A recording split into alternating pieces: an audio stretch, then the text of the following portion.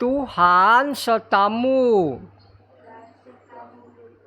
Inilah Injil Yesus Kristus menurut Markus. Sekali peristiwa dalam khotbahnya tentang akhir zaman, Yesus berkata kepada murid-muridnya, pada masa itu sesudah siksaan-siksaan yang berat, matahari akan menjadi gelap dan bulan tidak bercahaya. Bintang-bintang akan berjatuhan dari langit dan kuasa-kuasa langit akan goncang. Pada waktu itu orang akan melihat Putra Manusia datang dalam awan-awan dengan segala kekuasaan dan kemuliaannya. Pada waktu itu pula ia akan menyuruh keluar malaikat-malaikat dan akan mengkumpulkan orang-orang pilihannya dari keempat penjuru bumi, dari ujung bumi sampai ke ujung langit. Tariklah pelajaran dari perumpamaan tentang pohon ara. Apabila ranting-rantingnya melembut dan mulia bertunas, kamu tahu bahwa musim panas sudah dekat. Demikian juga jika kamu lihat hal-hal itu terjadi, ketahuilah bahwa waktunya sudah dekat, sudah di ambang pintu. Sesungguhnya aku berkata kepadamu, orang-orang zaman ini tidak akan berlalu sebelum semuanya itu terjadi. Langit dan bumi akan berlalu, tetapi perkataanku tidak akan berlalu. Tetapi tentang hari atau saat itu tidak seorang pun yang tahu. Malaikat-malaikat di surga tidak, dan Putra pun tidak. Hanya Bapa yang tahu. Demikianlah Injil Tuhan.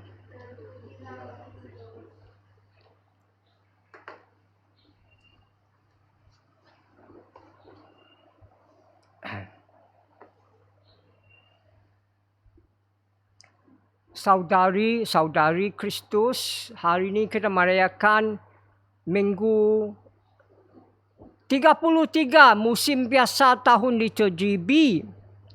Dan hari Minggu hadapan, kita merayakan minggu yang terakhir dalam tahun liturgi B kita. Dan bila kita sampai akhir tahun liturgi kita, pembacaan hari ini memberitahu kita tentang akhir zaman. Pembacaan hari ini memberitahu kita bila akhir zaman Kristus datang kedua kali dengan kuasa dan kemuliaan. Dan dia akan menang kepada semua. Dia akan menang di atas semua. Allah akan menang kepada iblis 100%. Cinta akan menang dan benci akan kalah. Dan kehidupan akan menang 100%. Kematian akan kalah 100%. Karunia akan menang. Dosa akan kalah. Cahaya akan menang. Kegelapan akan kalah 100%. Hari ini Injil memberitahu kita akhir zaman itu matahari jadi gelap. Bulan tidak bercahaya lagi. Bintang-bintang semua jatuh dari surga. Tapi penting daripada itu, Injil hari ini memberitahu kita Kristus akan datang kedua kali dengan kuasa dan kemuliaan. Dan dia akan panggil semua malaikat-malaikat dia. Kumpul semua yang dia sudah pilih dari 4 angin. Artinya dari utara, dari selatan, dari timur, dari barat, dan dari hujung bumi, dan dari hujung langit, hujung surga, artinya hujung cakrawala. Kristus akan menang 100%. Bila dia datang kedua kali. Ini kasih kita harapan, kasih kita gembira, kasih kita kuat iman. Dan pembacaan pertama ikut Injil biasanya. Tapi pembacaan pertama hari ini ada satu penting yang kita mesti tahu. Pertama kali di Testamentum Lama cakap kebangkitan orang mati. Pertama kali dalam Testamentum Lama cakap orang mati bangkit dan hidup. Pembacaan pertama memberitahu kita di akhir zaman orang mati akan bangkit hidup. Ada hidup kekal. Ada hidup kekal. Tapi ada juga malu dan tidak hidup kekal. Dan orang kebijaksanaan, orang tahu kehendak Allah dan buat kehendak Allah.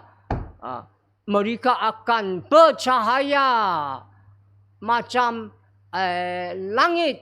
Mereka akan bercahaya macam langit. Artinya mereka akan bercahaya macam matahari. Dan orang yang ajar orang baik, orang yang ajar orang jadi orang benar, itu akan bercahaya macam bintang-bintang di surga selama-lamanya. Semua ini kasih kita harapan dan iman. Akhirnya Kristus datang kedua kali. Dia menang 100% di atas kejahatan. Allah akan menang. Iblis kalah. Kehidupan menang. Kematian kalah, kebaikan menang, kejahatan kalah, cinta menang, benci kalah, karunia menang, dosa kalah, cahaya menang, kegelapan kaya.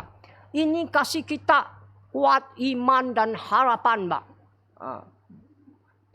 Percaya Allah, buat kehendak Dia.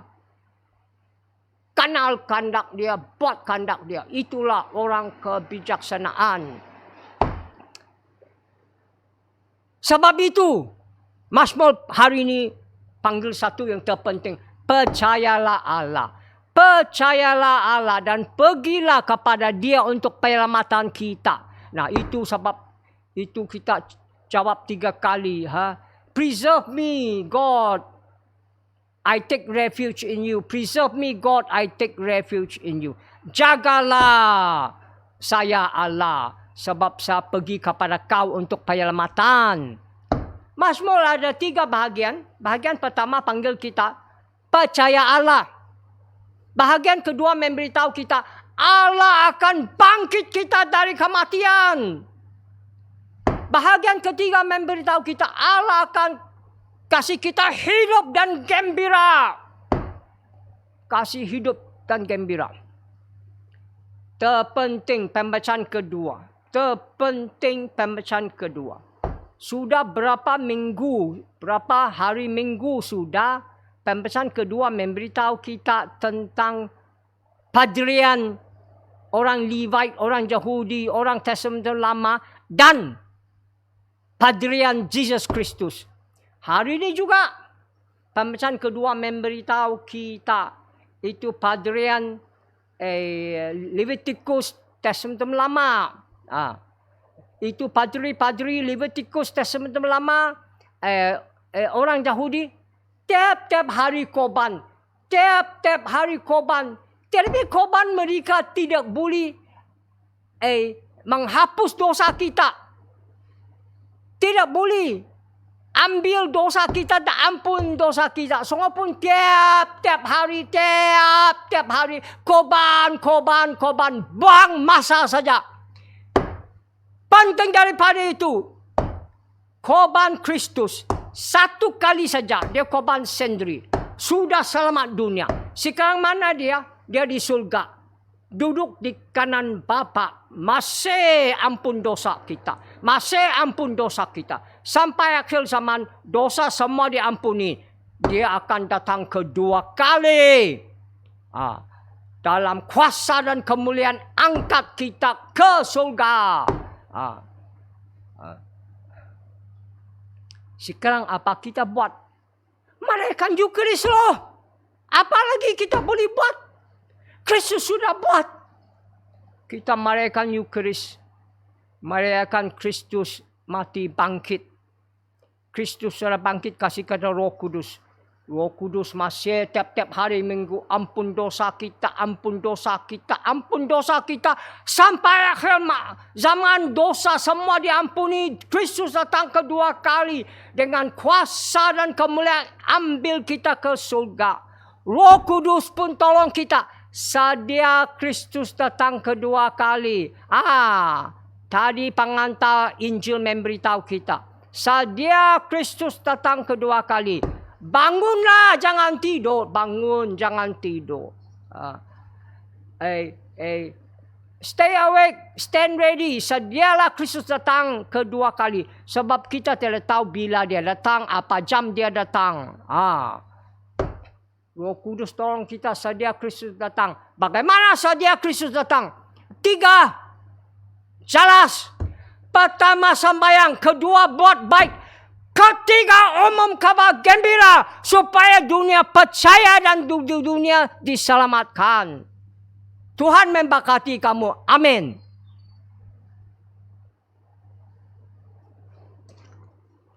Hari ini kita pun merayakan Hari Sedunia Orang Miskin.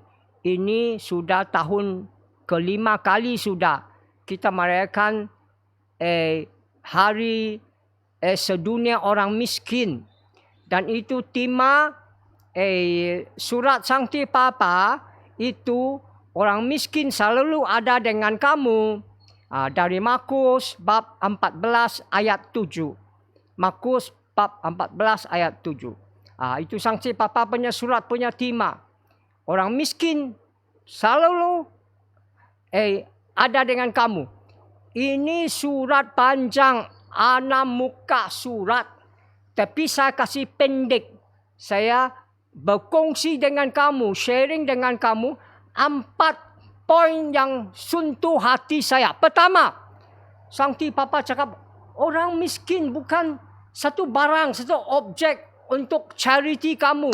Kamu kasih, dia terima. Kamu demah, dia terima. Tidak. Orang miskin bukan satu objek, satu barang yang tidak ada pribadi. Not personal. Orang miskin saudara-saudari kamu. Bukan kau kasih dia terima saja. Kau pun tidak tahu siapa dia, apa nama dia. Tidak. Orang miskin saudara-saudari kamu. Sebab itu berkongsi dengan mereka, bukan kasih mereka. Berkongsi dengan mereka. Berkongsi dengan mereka wang-wang kamu, barang-barang dunia kamu. Berkongsi dengan mereka kehidupan mereka, kehidupan kamu. Berkongsi dengan mereka. Sebab mereka saudara-saudari kamu. Ada pribadi, personal. Ada pribadi.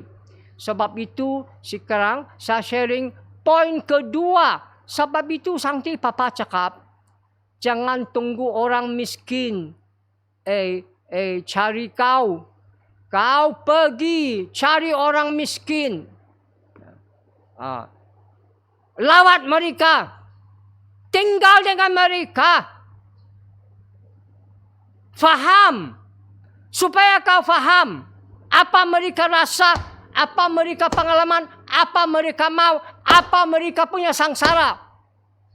Inilah langkah pertama untuk keadilan. Ini penting. Ini penting. Orang miskin bukan satu barang. Tidak ada pribadi. Kau kasih dia terima. Tidak. Mereka saudara-saudari kamu. Sebab itu kau jangan kasih dia terima saja. Tidak. Ada pribadi. Personal. Kau sharing, berkongsi dengan mereka. Bukan wang saja. Tapi sharing dalam kehidupan mereka. Ketiga, barangkali kami pun bosan dengar Testament lama, Testament baru, cakap lagi, tolong orang miskin, tolong orang miskin, tolong orang miskin. Keempat, Sangti Papa cakap sekarang ada pandemik COVID-19. Sebab itu sekarang tambah lagi banyak orang miskin. Ekonomi tidak bagus, ekonomi jatuh. Sebab itu banyak orang tiada kerja, tiada gaji, tiada wang bayar bil, tidak ada wang beli makanan untuk keluarga dan anak-anak. Tambah lagi sekarang pandemik ada banyak orang miskin. Dan jangan lupa, pandemik lah, COVID-19 atau climate change, cuaca ubah, global warming, bumi panas, atau perang, atau tiada keadilan, atau banjir, atau musim kering, tidak ada makanan. Yang pertama sangsara orang miskin.